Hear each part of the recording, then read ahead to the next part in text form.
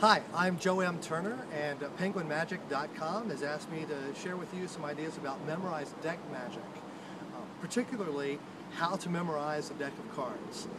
If you've not explored memorized deck magic, it's a really powerful way to improve the kinds of effects that you can produce for your audience. It's like having a complete card index on you at all times because you have instant access to every card. But a lot of people avoid doing it because they're nervous about the mental effort that it takes to learn a deck of cards. So I'd like to talk with you about two approaches that have been published and then the approach that I actually used. And I'm not going to tip anything that I'm not allowed to or anything like that, but probably the most common approach, or the one that most people would think of, is mnemonic memory techniques, like you would learn in the Harry Lorraine books or other books of that nature. And so when Simon Aronson published his stack, he published several mnemonic techniques for remembering his stack of cards. So converting the value and the suit to a keyword and using those keywords to connect to numbers that have been turned into images, and creating mnemonic tricks like that to remember the whole deck. And that's certainly one way to do it, and a lot of people have done it that way. When Juan Tamariz came out with Mnemonica, his method was kind of a multi-sensory approach, where you took the playing card and you drew or painted on it with colored markers the stack number, and you created a song, and you sang the song on tape and played it back while you listened and while you went through your flashcards, and learned the deck that way with this very multi-sensory approach.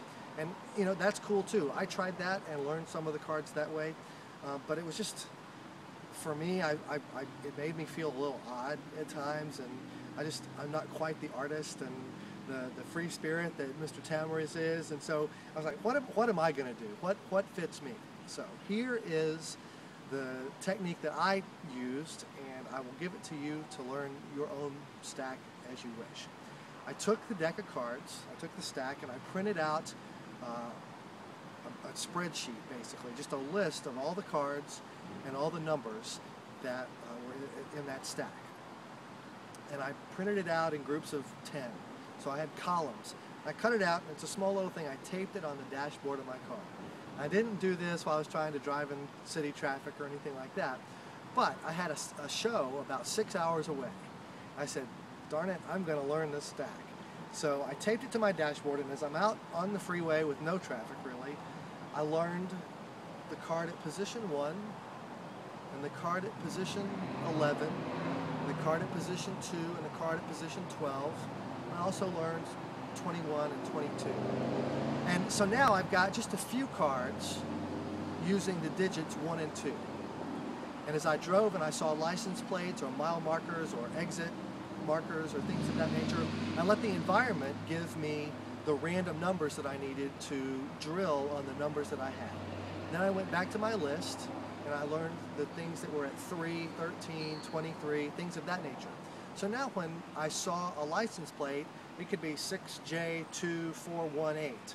Well, I had a 2 and a 1, so I checked number 1, I checked number 2, I checked number 12, so I could check number 14 if I had a 4. So as the environment gave me these new digits, I was able to drill on the stack of the cards in the stack in a random way. It was like having flashcards that have been shuffled up, but the environment was now my random number generator.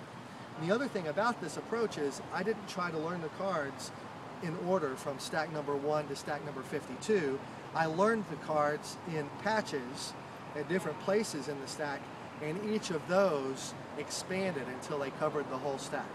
So I find that when you try to learn things sequentially, you're really good at cards 1 through 10 and cards 10 through 20. But if you've learned it sequentially, you may not be as good at the cards at the end. By learning it this way, I learned the whole thing sort of in a random order and drilled it randomly. By the time I got to my destination, I had the cards learned, and I've never forgotten them. So there you go, an interesting technique to learn a memorized deck of cards. Hope you can make use of it. Thanks.